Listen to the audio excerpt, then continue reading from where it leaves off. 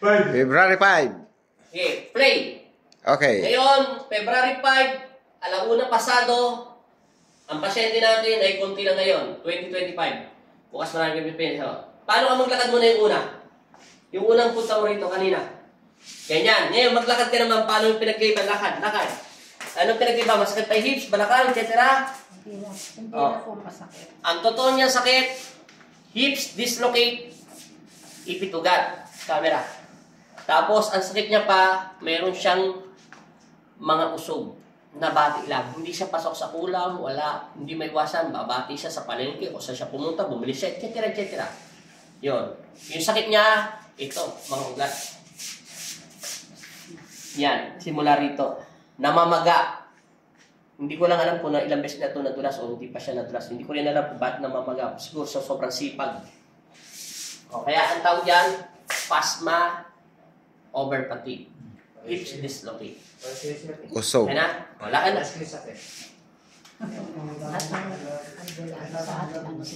Ano sabi? Anong sinasabi daw ng albularyo? Tinuulam, binabati, etc.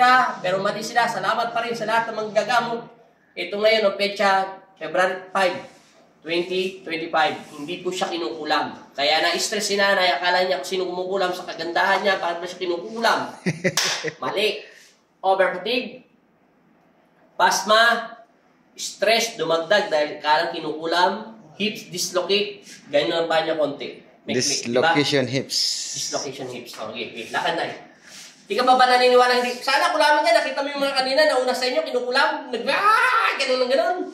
Okay. Lakad. Ano pinagay ba?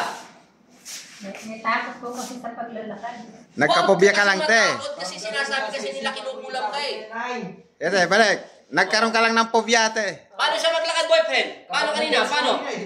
Boyfriend, paano maglakad? Kanina?